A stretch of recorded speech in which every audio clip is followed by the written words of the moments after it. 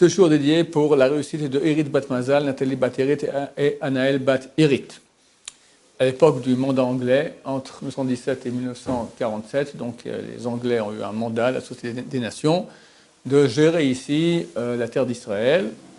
Il y avait environ 2 tiers de population arabe et 1 tiers de population juive.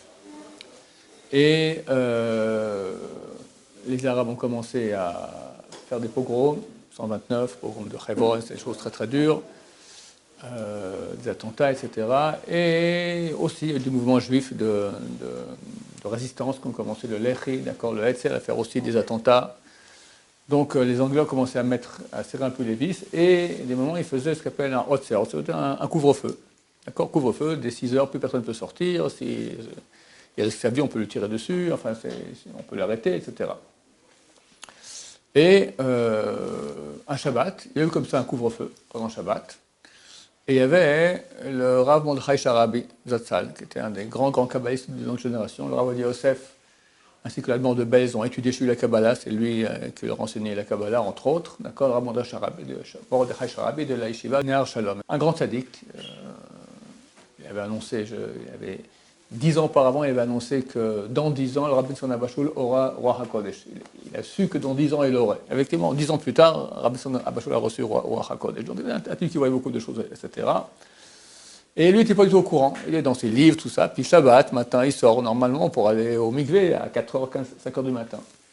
Tout d'un coup, il y a une jeep qui passe, tac, un projecteur, ouais, il crie dessus, tout ça. Qui vous êtes, tac. Et au poste. Je ne peux pas, c'est Shabbat. Pas question, au poste. Je ne peux pas, il n'est pas d'accord. Ils descendent 4 soldats, ils l'attachent et le mettent dans la voiture. Et à ce moment, on entend un boum, bam, bam, bam, comme ça, terrible. Ils ont eu très peur que c'était peut-être la résistance juive ou quelque chose comme ça. Bon, ils savaient en fait que c'était une crevaison, mais pas une, 4. Les 4 pneus, boum, boum, boum, boum. Les 4 pneus, d'un coup comme ça, ont crevé. Alors l'officier, il a dit, il y a un truc qui cloche là, c'est pas normal. Peut-être qu'on a manqué d'honneur à ce monsieur qui a l'air quand même respectable. Ils ont fait des excuses, ont libéré, et il a pu rentrer chez lui. J'ai une autre histoire qui ressemble un peu aussi avec des pneus crevés. C'est une sorte de Baba Saleh, il était ici en Israël, et il prend le bus avec son shamash, avec l'homme qui l'aide, et le bus roule, puis on voit commencer le soleil qui commence à devoir se coucher. Il faut prier Mincha. Alors il envoie son shamash aller voir le conducteur, lui dit ici. Il aimerait que le conducteur arrête, parce que Baba Saleh aimerait faire sa prière de Mincha. On lui dit, ça ne va pas. On ne s'arrête pas, on continue, on est en pleine autoroute, on ne peut pas s'arrêter, pas question. Bon, le shamash dit, il ne veut pas.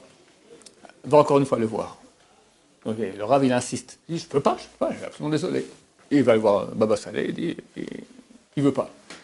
Bon, on roule comme ça 2-3 minutes, tout le monde entend, boum, boum, 2 pneus crevés. Et il est obligé de se ranger sur le côté.